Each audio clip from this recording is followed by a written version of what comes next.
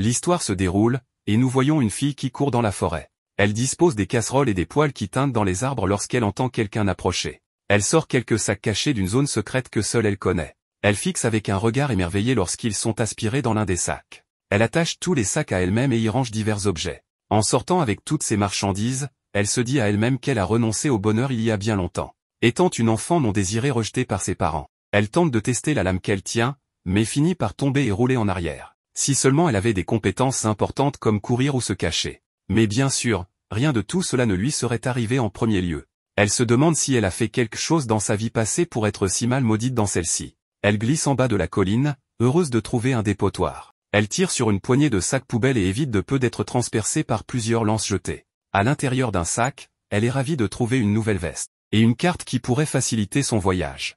Mais même avec une perspective positive, elle a des pensées intrusives pour lui rappeler qu'elle est juste une enfant non désirée vivant de déchets comme un vagabond. Ivy voit alors un homme qui est un dompteur de monstres. Il siffle pour appeler des slimes pour se nourrir des déchets. Et en les regardant fondre les déchets, elle se demande si sa vie passée aurait considéré les monstres comme mignons.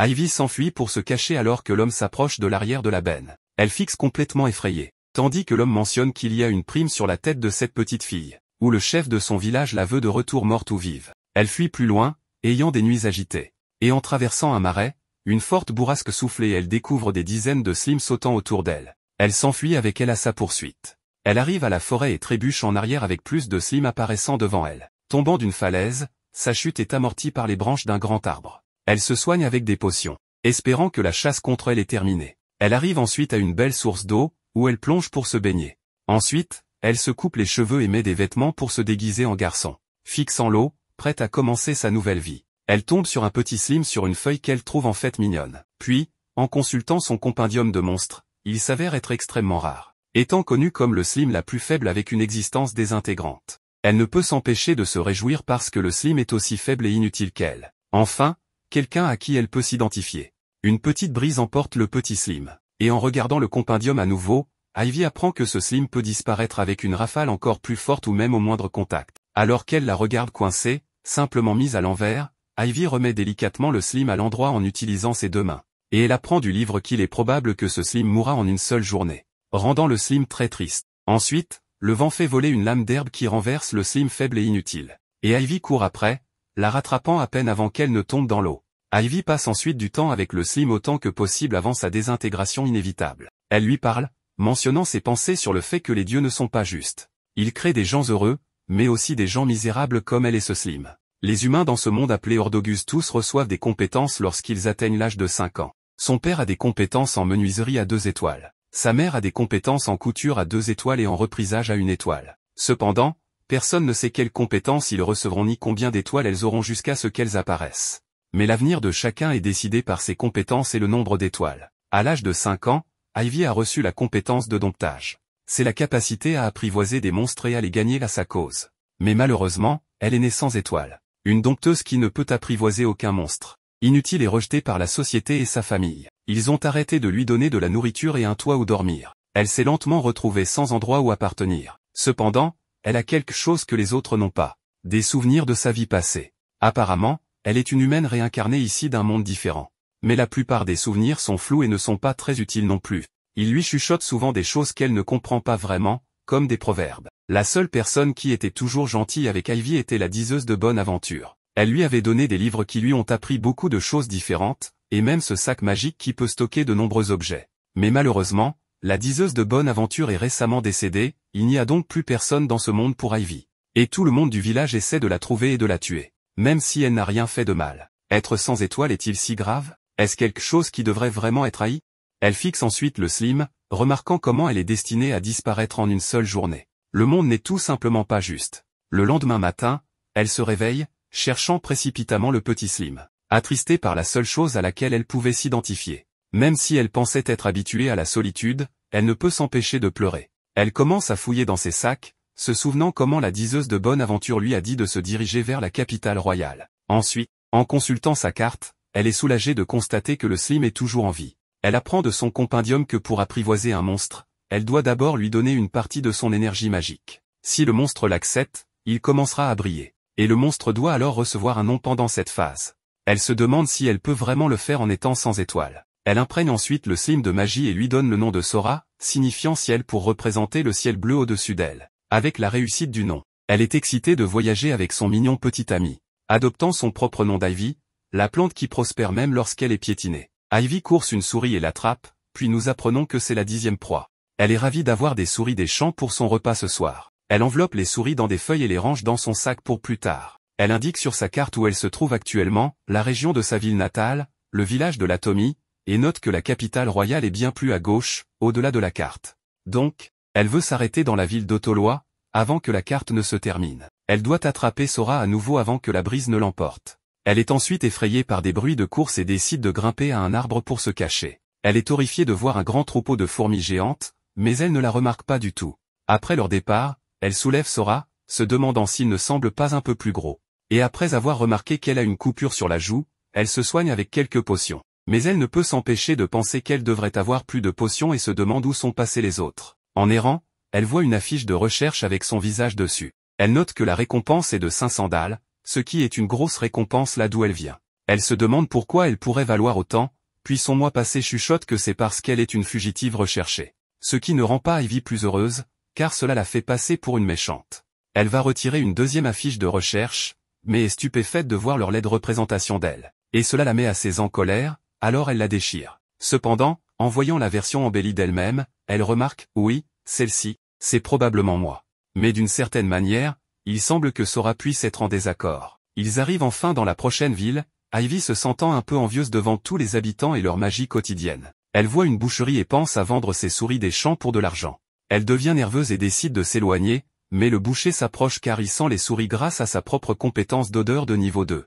Il demande à Ivy de lui montrer les souris, et il est excité par les coupes de viande fraîche. Il les achète pour 100 dalles. Expliquant que la plupart des gens lui apportent des proies plus importantes ces jours-ci, il serait donc ravi d'acheter les viandes plus petites d'Ivy à n'importe quel moment. Avec une poche pleine de billets, Ivy a un peu faim en regardant la boulangerie. Mais elle est trop nerveuse, alors elle s'éloigne d'abord. Mais elle revient, le propriétaire de la boutique lui demandant ce qu'elle aimerait acheter. Ivy demande ce qu'elle peut se permettre avec 100 dalles, car il s'avère qu'elle n'a jamais utilisé d'argent auparavant. Le propriétaire explique qu'Ivy pourrait acheter toute l'étagère de pain. Ivy décide alors d'acheter quelque chose et s'éloigne joyeusement avec les délicieuses friandises. Ce soir-là, elle s'assoit au sommet d'un arbre, très impatiente de manger. Ensuite, elle partage la moitié avec Sora. Tout en se régalant, elle apprend que Sora ne peut pas manger le pain. Mais elle ne peut pas comprendre ce qu'il pourrait aimer manger. Le lendemain, elle est ravie de trouver une montagne de déchets. Elle tombe sur des paniers de potions, mais ils sont tous périmés et décolorés. Mais quand elle les pose, Sora trouve une utilité en absorbant les bouteilles de potions entières. Cela surprend Ivy, car absorber des matériaux inorganiques est généralement une compétence détenue uniquement par des slimes rares de haut niveau. Elle essaie de tester cela avec un autre morceau de déchet, mais il semble que Sora ne s'intéresse qu'aux bouteilles de potions. Mais pas les rouges, seulement les potions bleues. Ils continuent leur journée dans le village, Ivy apportant plus de viande de souris au boucher pour gagner de l'argent. Elle achète plus de pain pour se régaler. Et elle se baigne dans la rivière voisine. Alors qu'ils mangent leur repas pour la journée, Ivy souhaite pouvoir rester dans le village pour toujours. Les gens ici la traitent bien, contrairement aux souvenirs de son père qui l'a jetée comme les ordures auxquelles elle s'est de plus en plus attachée. Le lendemain, elle se dirige vers le village, et quand elle voit quelques aventuriers, elle pense à l'homme qui l'a chassée pour une prime et s'enfuit. Elle court devant le boucher, qui est impatient d'acheter des souris. Mais elle est effrayée de voir son affiche de recherche sur l'étal du magasin. Elle court ensuite à la boulangerie, où la dame du pain a cuit son pain préféré pour lui en donner. Cependant, Ivy s'enfuit à nouveau, se sentant pire après avoir vu une deuxième affiche. Elle pleure de gentillesse, car elle sait qu'elle doit quitter le village qui l'a traitée si gentiment. Et elle embrasse Sora, qui la tient compagnie pendant son sommeil. Le lendemain, lorsqu'elle s'aventure dehors, elle arrive à une intersection, ne sachant pas où aller. Elle décide d'aller grignoter quelque chose, car elle avait trop peur de ramasser des provisions en ville. Elle tombe sur un pommier doré avec délices, mais n'est pas si heureuse de voir que c'est un monstre qui se nourrit d'aventuriers. Ivy essaie de fuir, mais s'en sort avec une attaque vicieuse au poignet. Elle finit par s'écrouler au sol et dit qu'il lui faut une potion. Ensuite, Sora commence à s'illuminer et Ivy ne peut s'empêcher de se dire que les rumeurs sur les slimes sont vraies car elle pense que Sora va la manger. Mais ce n'est pas le cas car Sora n'essaie que de la soigner car il a des aptitudes de guérison avec toutes les potions qu'il avait dévorées. Nous voyons un homme sculptant le bois. Il entend un bébé pleurer, alors il monte les escaliers jusqu'à la sage-femme tenant leur petite fille en bonne santé. La femme de l'homme, Fulf, lui demande quel nom il donnera à la fille. Il répond, Fémicia, alors que le bébé rit. enlacée par l'amour de sa mère à son chevet. Quelques années plus tard, Fémicia grandirait en une fille gentille et merveilleuse, apportant le déjeuner à son père et à son frère aîné alors qu'ils travaillaient dur pour leur famille. Alors que les trois appréciaient leur délicieux déjeuner, Fémicia faillit s'étouffer en mangeant trop vite. Alors son père utilisa sa magie pour remplir sa tasse d'eau afin qu'elle puisse se dégager la gorge correctement. Et même si son frère la réprimandait, Fémicia continuerait à manger frénétiquement, prétendant que c'est parce qu'elle est une fille en pleine croissance. Ce qui faisait rire le père. Sa famille lui apportait tellement de joie. Ce soir-là, Fémicia rentrerait chez elle auprès de sa mère et de sa sœur aînée, Fécia, qui préparait le dîner. Son frère, Photon, la taquina, disant qu'elle ferait bien de commencer à pouvoir utiliser tous les types de magie. Alors Fémicia riposta qu'elle le pourra certainement bientôt. Sa mère lui rappelait doucement que tout le monde se développe à son propre rythme. Et même sans magie, Fémicia aide déjà admirablement autant qu'elle le peut. Cependant, Fécia commente que ce n'est pas ce que leur mère lui disait quand elle avait 4 ans. Elle se faisait dire tous les jours par leur mère de se dépêcher et d'apprendre à utiliser la magie déjà. Le dîner est prêt pour que la famille en profite. Un gros ragoût est le plat principal. Le père explique fièrement que puisque Fécia a la compétence apaisante, la nourriture est améliorée avec la capacité de soulager la fatigue. Ensuite, la famille savoure leur dîner paisiblement ensemble. La famille continue de travailler sur des choses tout au long de la soirée. Le père mentionne que la maison qu'il construisait devrait être terminée d'ici la fin du mois. Mais il ne pourrait pas la terminer sans sa belle famille vraiment bénie dans ce monde. Leur fils Photon fabrique les meubles, avec ses compétences en fabrication de meubles à 3 étoiles. Et la mère aide à fabriquer les coussins de meubles avec ses compétences en couture à 2 étoiles. Leur famille était vraiment bénie avec un talent pour les affaires de la maison. Alors que la mère travaillait, une larme lui monta aux yeux. Ce qui effraya Fémicia. Il s'avère que la mère cousait des vêtements de mariée pour la fille du cordonnier. Et cela lui fit réaliser que Fémicia et sa sœur aînée Fécia se marieront aussi un jour. Fécia est impatiente d'avoir une belle robe. Le père disant que c'est trop tôt. Mais non, la mère sait que le temps vient toujours plus vite qu'on ne s'y attend. Après tout, Fémicia a presque 5 ans. Ce qui rend Fémicia excitée pour les cadeaux d'anniversaire. Cependant, il y a quelque chose de plus important qui arrive ce jour-là. Sa compétence. Le père remarque que tant qu'une personne a une compétence, elle trouvera toujours un endroit où travailler. La mère ajoute, quel type de compétence et combien d'étoiles, personne ne sait jusqu'à ce qu'ils reçoivent leurs compétences des dieux. Le type de compétence et le nombre d'étoiles détermineront où vous travaillerez. La mère demande alors à Fémicia quelle compétence elle aimerait. Dès le plus jeune âge, Fémicia avait toujours voulu être une dresseuse. Pour se lier d'amitié avec des dragons, des griffons et toutes sortes de monstres. Faisant rire son frère, car il trouvait son raisonnement ridicule. Le père rappelle à Fémicia que les compétences sont accordées par les dieux afin que les gens puissent vivre dans ce monde. Ce qui fait bouder Fémicia, car il lui a dit que ce n'est pas non plus pour qu'elle se lie d'amitié avec des monstres. Cependant, il lui donne un cheval fabriqué avec ses compétences en menuiserie à 2 étoiles pour la réconforter. La famille entend frapper à la porte. Qui pourrait bien être là à cette heure? Il s'avère que c'est maîtresse Luba la diseuse de bonne aventure. Elle est venue parce qu'il est presque temps que Fémicia reçoive sa compétence. Elle est donc venue offrir une prière de bonne fortune. La diseuse de bonne aventure repense ensuite à quand Fémicia était beaucoup plus jeune. La mère était préoccupée, car Fémicia avait commencé à parler incroyablement bien dès l'âge de 2 ans. Mais parfois, Fémicia dit des choses étranges. La mère ne pouvait s'empêcher de ressentir de l'inquiétude, se demandant si sa fille serait capable d'utiliser la magie un jour. Fémicia éclata alors soudainement, « De la magie? Ce monde a de la magie ?» Quelque chose que Luba confirme à la petite Fémicia. Fémicia saute de joie. Luba rassure ensuite la mère en disant que c'est bon. Fémicia grandira en une enfant très intelligente. Luba trouve ensuite une excuse pour que la mère s'éloigne un instant. Ainsi, elle peut s'informer en privé sur Fémicia. Elle dit à Fémicia que si les gens apprennent qu'elle a des souvenirs de sa vie antérieure, les choses deviendront difficiles pour elle. Elle ne doit donc pas en parler à qui que ce soit. Elle doit garder le secret, même à sa propre mère. De retour dans le présent, Luba dit à la famille que Fémicia est sûre de recevoir une compétence merveilleuse. Fécia demande si la compétence de Luba lui permet de savoir quelle compétence Fémicia va obtenir. Cependant, avec la compétence de prévoyance de Luba n'étant qu'à 1 étoile, elle ne peut voir que jusqu'à un certain point. Photon se moque alors de la compétence à 1 étoile de Luba, provoquant la réprimande de son père envers son fils impertinent. Après tout, sans ces prédictions météorologiques, le village ne saurait pas quand il pourrait récolter. Nous atteignons enfin le jour du 5e anniversaire de Fémicia. Ses parents sont avec elle, alors que le prêtre du village leur dit que c'est le jour de recevoir les bénédictions de Dieu. Des bénédictions qui lui accorderont la joie du dur labeur, le bonheur de s'émerveiller de vivre et la divine protection de la vérité. Fémicia s'approche pour toucher l'eau sacrée. Ensuite, le prêtre utilise sa magie pour recevoir le message divin. Fémicia est bénie avec la compétence de dompteur, la capacité de gagner des monstres à sa cause. Ce qui excite tant elle que ses parents. Cela allait exactement comme Fémicia le souhaitait. Cependant, ce rêve allait devenir un cauchemar. Alors que le prêtre jette un regard très perturbé à la lecture, l'eau éclate devant eux. Cela signifie que cet enfant possède une compétence de dompteur sans étoile. Ses parents protestent. Son père crie, cela doit être une sorte d'erreur. Ma fille ne peut pas être sans étoile. Mais le prêtre les assure que c'est un message divin.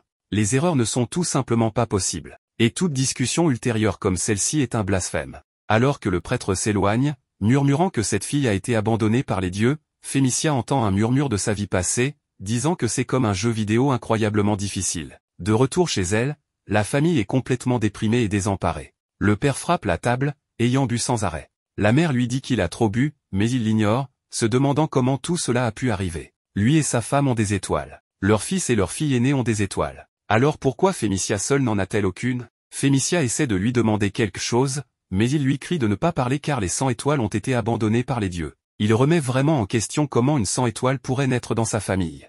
Cela fait que Fémicia la regarde incrédule, l'homme devant elle n'ayant plus l'amour et la chaleur qu'elle connaissait toujours. Fulf lui dit qu'il va trop loin en se levant rapidement. Il attrape rapidement le cheval en bois qu'il a donné à Fémicia et le fracasse au sol, criant à quoi bon être une dompteuse si elle n'a pas d'étoiles. Il se demande même si Fémicia est vraiment sa fille. Avec ces paroles dures, Fulf s'effondre en larmes. Fémicia essaie de consoler sa mère, mais Photon la saisit en criant de ne pas toucher sa mère. Fémicia essaie de demander de l'aide à sa sœur aînée, mais Fessia ne lui lance qu'un regard méprisant, tandis que Fémicia crie que son frère la fait mal, lui demandant d'arrêter. Il la jette par terre et lui crie de partir. Elle le regarde, complètement perdue dans tout ce qui s'est passé. Mais alors elle court hors de la porte. Fémicia erre alors dans le village comme un zombie sans vie. Tout en désordre, les villageois parlent à voix basse de l'enfant sans étoile abandonné par Dieu. Le chef du village annonce que l'apparition d'une 100 étoiles est un horrible présage de catastrophe. Il dit aux villageois qu'ils doivent se préparer contre les malheurs et consacrer leur capacité au bien du village. Tandis que Fémicia les regarde, d'autres enfants du village lui lancent des pierres, la faisant saigner. Elle court, pour se retrouver face à d'autres villageois la regardant avec des yeux pleins de haine. Elle court toute la nuit à travers une forêt pour leur échapper, se demandant pourquoi tout cela arrive, jusqu'à ce qu'elle trébuche. Elle ne peut plus rentrer chez elle. Son lui passé, lui murmure qu'il va y avoir une chasse aux sorcières, ce qui fait que Fémicia serre le poing sous la pluie. Elle se dit à elle-même qu'elle n'est pas une sorcière. Alors qu'elle erre dans la pluie, déprimée et gelée, elle se dit qu'elle a aussi faim. Elle trouve des fruits et en mange autant qu'elle peut. Ensuite, elle trouve un abri contre la pluie. Mais elle frissonne toujours du froid détrempé. Elle casse une branche et essaie d'utiliser la magie pour la première fois pour faire un feu. Mais il s'éteint. En essayant de le rallumer une deuxième fois, elle s'évanouit soudainement. Elle se réveille auprès de la voyante qui l'a aidée à se réchauffer avec le feu et prépare de la nourriture à manger. Luba dit à Fémicia qu'il semble qu'elle a moins d'énergie magique que la plupart des gens. Et que si elle venait à manquer d'énergie magique, cela mettrait sa vie en danger. Elle dit ensuite à Fémicia que sa compétence de prévoyance a montré que cela allait lui arriver. Juste pas de la manière dont cela allait se passer. Luba n'imaginait jamais que Fémicia serait sans étoile. Alors qu'elle remet de la nourriture à Fémicia pour qu'elle en profite. Après le dîner, elle donne à Fémicia un sac magique. Et même si c'est un modèle plus ancien, il pourra quand même contenir beaucoup de choses.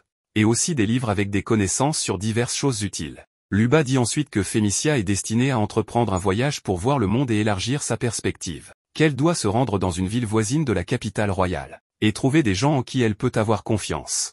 Et que quand elle le fera, elle devra tout leur dire. Même qu'elle est sans étoile, de cette façon, elle pourra trouver de vrais amis qui l'accepteront quoi qu'il arrive. Alors que Fémicia apprend diverses compétences de Luba, elle demande pourquoi Luba ne la déteste pas comme le reste du village. Luba explique qu'autrefois, personne n'avait de compétences ou d'étoiles, mais travaillait et vivait heureux quand même. Donc, ne pas avoir de compétences n'est pas une mauvaise chose. Même si elle ne sait pas comment les choses ont pu finir comme ça. 3 ans plus tard, nous trouvons Fémicia devant une énorme pile de déchets.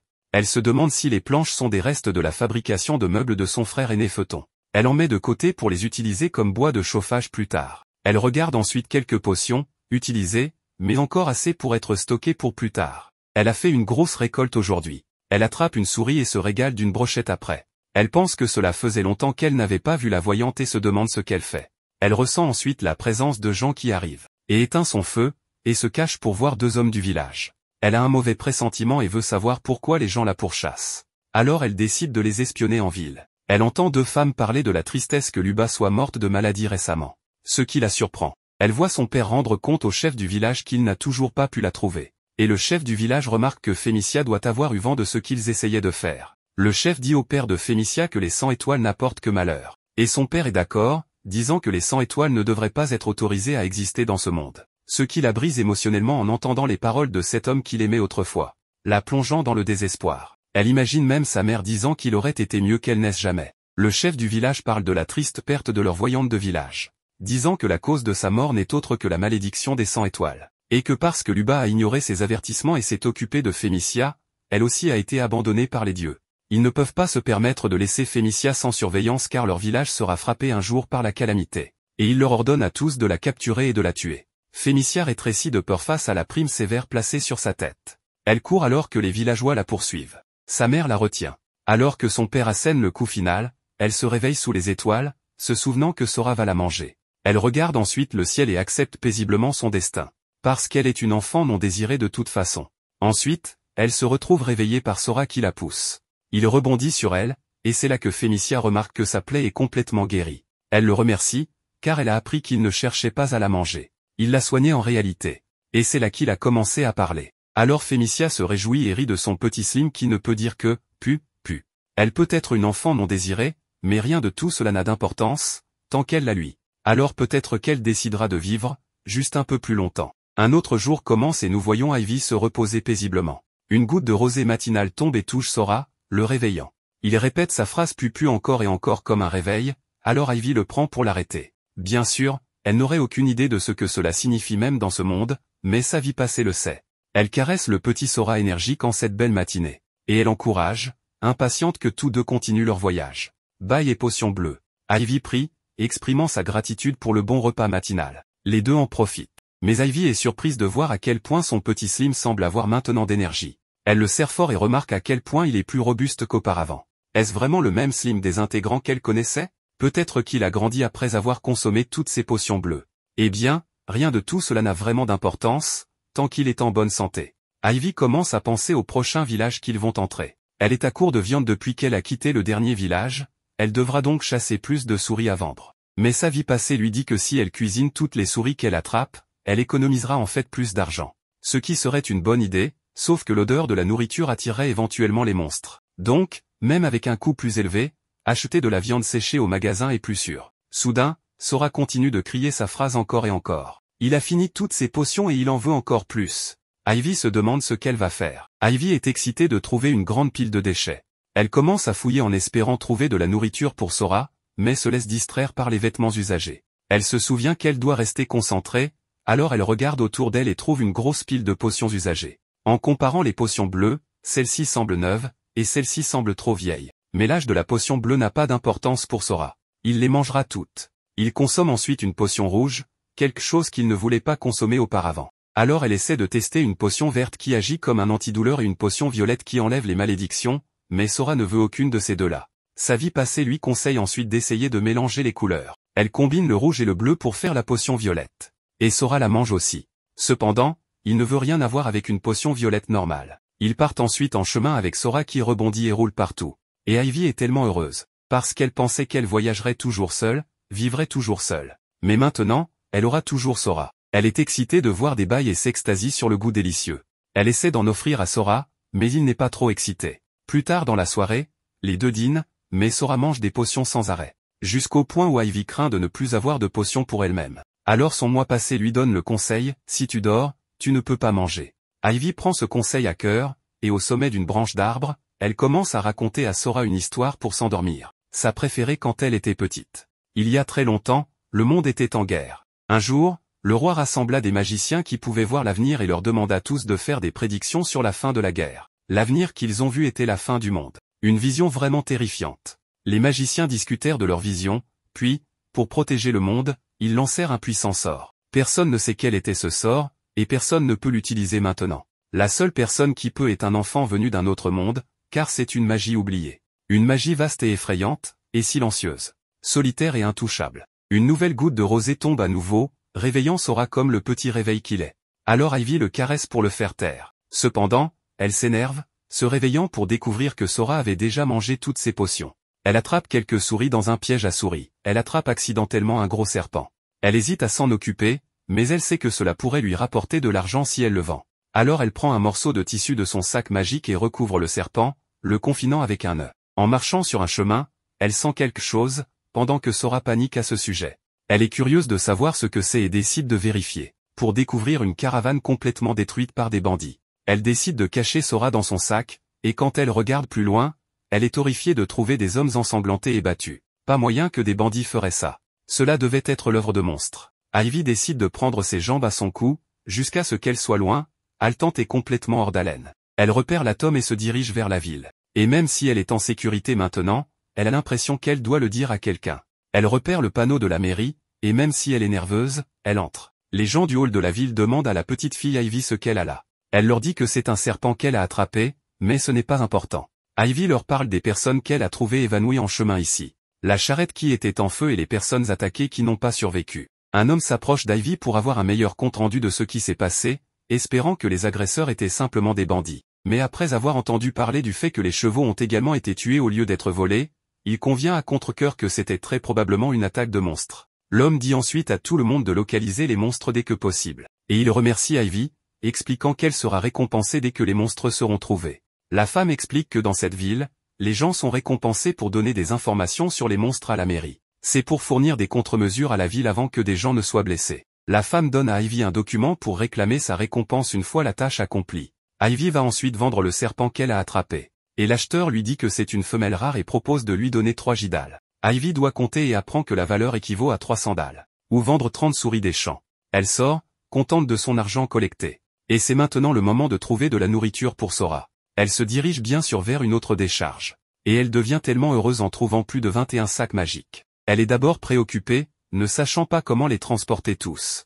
Elle commence donc à essayer de remplir les sacs magiques les uns avec les autres. Ensuite, elle commence à les organiser, avec les sacs à gauche incapables de porter d'autres sacs magiques, suivis des sacs magiques qui peuvent en porter un, puis des sacs magiques qui peuvent en porter 2. Et tout à fait à droite, des sacs magiques qui peuvent en porter 3. Elle finit par les organiser et retourne en ville pour acheter plus de potions. L'homme d'auparavant la salue et la remercie car ils ont pu vérifier rapidement l'information sur les monstres. Il s'avère que les monstres étaient des ogres et un roi ogre, d'après les traces qu'ils ont trouvées. Ils ont fini par envoyer des aventuriers de haut rang pour les tuer. Et personne ne doit quitter le village tant que les monstres n'ont pas été vaincus. Il dit ensuite à Ivy de se rendre à la mairie pour récupérer sa récompense.